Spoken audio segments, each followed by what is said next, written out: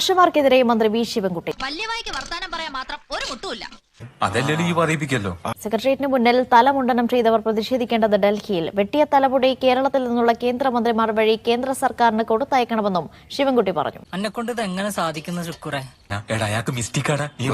കഴിഞ്ഞ ദിവസം ഈ മുടി മുറിച്ച സമയത്ത് തൊഴിൽ വിദ്യാഭ്യാസ വകുപ്പ് മന്ത്രി വി ശിവൻകുട്ടി നടത്തിയൊരു പരാമർശം, നിങ്ങൾ ഈ മുറിച്ച മുടിയെല്ലാം കേന്ദ്രത്തിലേക്ക് കയറ്റി അയക്കുക എന്നാണ്.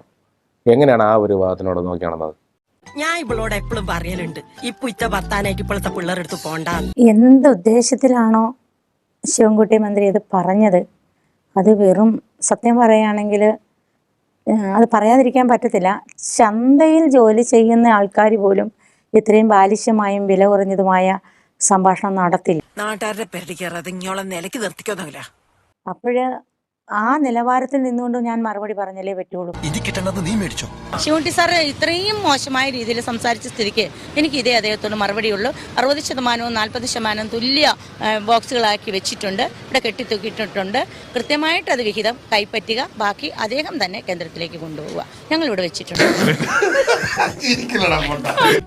ഇപ്പൊ എന്തായി? ഓളെടുക്കുന്ന കണിപ്പിന് കിട്ടിയില്ലേ?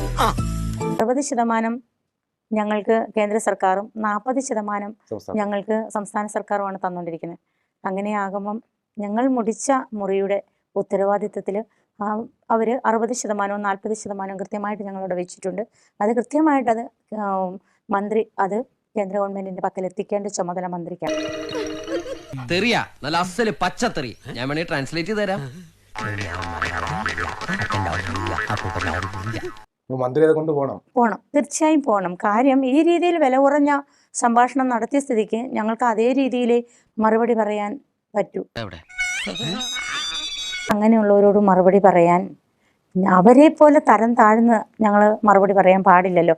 ഞങ്ങൾ എഡ്യൂക്കേറ്റഡ് ആയിട്ടുള്ളവരാ, ഞങ്ങൾ സാംസ്കാരിക ലോകത്ത് ജീവിക്കുന്നവരാ. അതുകൊണ്ട് അതിന് മറുപടി അവരിൽപ്പെട്ടവർ തന്നെ പറഞ്ഞോളും. കാലം അതിൻ്റെ മറുപടി തെളിയിക്കും, മറുപടി പറയും. കാര്യങ്ങളൊക്കെ കൈവിട്ട് പോയല്ലോ തിരുവട്ടമാ.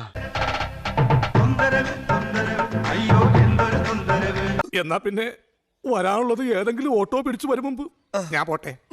ദൈവം കാക്കട്ടെ എന്നെ.